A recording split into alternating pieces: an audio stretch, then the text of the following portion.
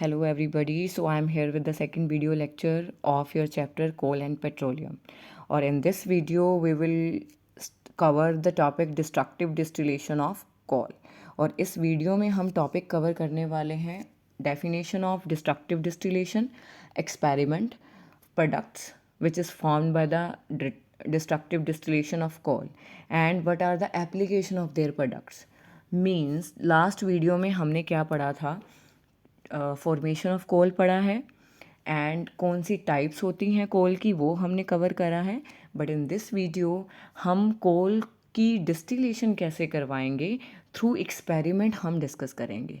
So let's begin with the topic. So firstly we will cover the definition part. What is the meaning of destructive distillation? The process of heating coal in the absence of oxygen to obtain useful product is called destructive distillation. Distillation का meaning ही separate करना है. सो ऐसा process जिसमें कोल को heat किया जाता है but oxygen की एब्सेंस में, मतलब ऑक्सीजन नहीं होनी चाहिए. और why we do this to obtain useful product, कि कोल से क्या क्या प्रोडक्ट्स हमारे निकल सकते हैं, उस प्रोसेस को हम बोलते हैं destructive distillation. So when coal is heated strongly above 1000 degree Celsius temperature without air, तो व्हाट यू विल ऑब्जर्व हमारे पास बाई प्रोडक्ट्स मिलेंगे. सो मेन जो हमारे बाई प्रोडक्ट हैं that is coke, coal tar, ammonia acid liquid और साथ में कोल गैस. तो बेसिकली हम इन दिस क्लास हम तीनों के बारे में पढ़ेंगे कि what is the application of coke, coal tar and coal gas. So let's start with the experiment part. To understand this concept through experiment, we need some material.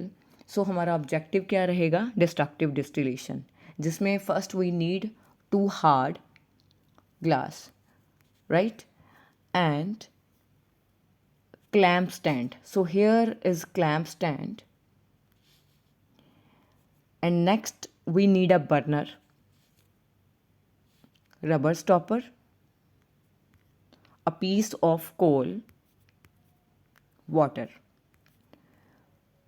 So let's start with the experiment. Take small piece of coal in test tube A. So here I am having test tube A, जिसमें मैंने क्या add किया है, piece of coal. और इस test tube को मैं connect करूँगी with the other test tube which is B with delivery tube, right? सो मेरे पास एक टेस्ट ट्यूब ए है और here is test tube B, और ए में मैंने क्या डाल रखा है, coal tar. Here is burner, here is stand. So test tube B containing water as shown in figure. The burner is lighted and the test tube A is heated first gently. और उसके बाद when temperature increases तो उसका जो है heat वो और ज़्यादा प्रोड्यूस होगा. After some time you will observe जो गैस है वो प्रोड्यूस होगी.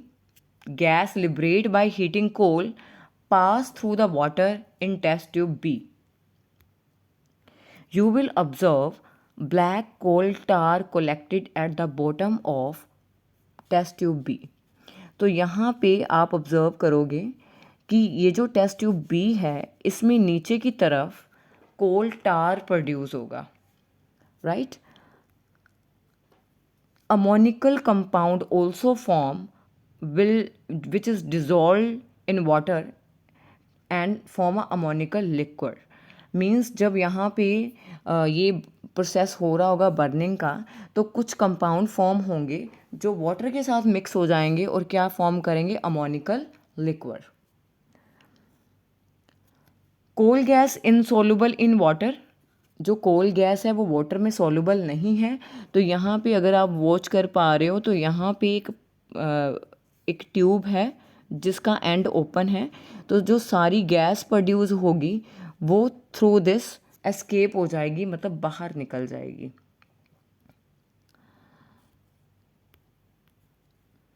It is a mixture of hydrogen, methane, carbon dioxide and other gases. right? So after some time you will observe कुछ solid residue रह जाएंगी नीचे की तरफ, solid residue left behind in test tube A, which is named as coke, और this is the pure form of carbon. मतलब जिसमें सबसे ज़्यादा कंटेंट, ज़्यादा अमाउंट ऑफ कार्बन पाया जाता है, तो तीनों में कौन है, विच इज़ कोक. और इसके अलग अलग फर्दर अपने लेवल पे यूजेस हैं. तो मेन जो हमारे प्रोडक्ट हैं which is coke, coal tar and coal gas, और सबके अपने अपने कुछ यूजेस हैं. कोक की अगर मैं फिज़िकल अपीयरेंस की बात करूं तो ये आप देखोगे टफ़ है, हार्ड है, हार्श है, पोरस है, ब्लैक कलर का सब्सटेंस है, ऑलमोस्ट प्योर फॉर्म है कार्बन की, और यूज़ करा जाता है for the manufacturing of steel and extraction of metal, right. On the other hand coal tar की अगर हम बात करें, ब्लैक है, थिक लिक्विड है, और अनप्लेजेंट स्मेल है. मतलब इसकी स्मेल बहुत ज़्यादा गंदी स्मेल हमें फील होगी. ये एक्चुअल मिक्सचर है 200 से अबव सब्सटेंसेस का. yield many products that are used as a raw material to manufacturing of drugs, explosives and naphthalene balls. Means naphthalene ball means जो फरनैल की गोलियां होती हैं, naphthalene balls होती हैं, perfume, synthetic dice, paints, plastic, ये सारे मटेरियल्स के लिए जो कोल टार एक्ट करता है as a raw material, right. Next we will move to the coal gas. So coal gas जो है is the by product during the formation of coke from coal. So ये यूज़ किया जाता है इंडस्ट्रीज़ में as a fuel, और mainly use किया जाता है as a heat source, but not use as a light sources.